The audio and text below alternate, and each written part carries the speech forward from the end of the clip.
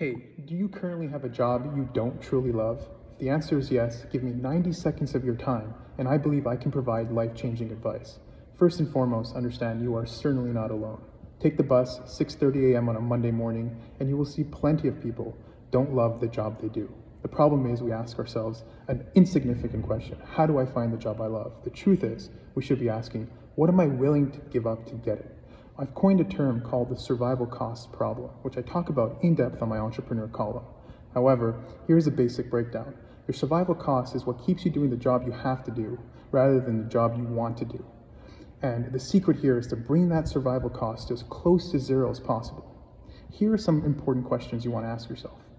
Do you want to be successful? Or do you want to have the job you love rather than your beautiful apartment? Are you willing to move back into your parents' house for 6 months to a year? Are you willing to give up those party weekends? Are you willing to give up your nights after you come home 5:30 p.m. from work? If you're willing to move back in your parents, move your survival costs down to close to zero when it comes to rent, if you're willing to make your own food and stop going to restaurants, if you're willing to spend 5:30 to 10 o'clock every night learning a new trade and honing new skills, then you are on the right direction, taking control of your future. And what you need to be entirely conscious of is the work model you're subscribing to. Often when we graduate college, we look for the best paying job and we look for big tech, Amazon, Google, Facebook, you name it.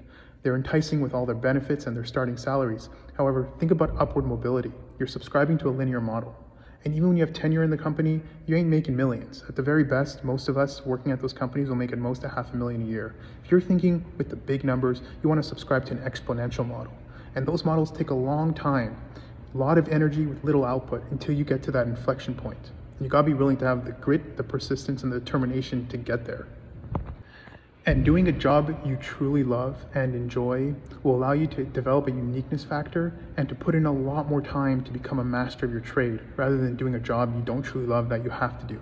You might love programming. Doesn't necessarily mean you want to calibrate someone else's GPS for the rest of your life. If you're willing to subscribe to this exponential model, work really hard for 1, 2, 3 years until you hit that inflection point, it's straight to the moon from there. So again, I know this is much easier said than done, but the real question is, what are you willing to give up to get there? Do you care about your 9 hours sleep more than your successful future? If you do, it'll just remain a dream.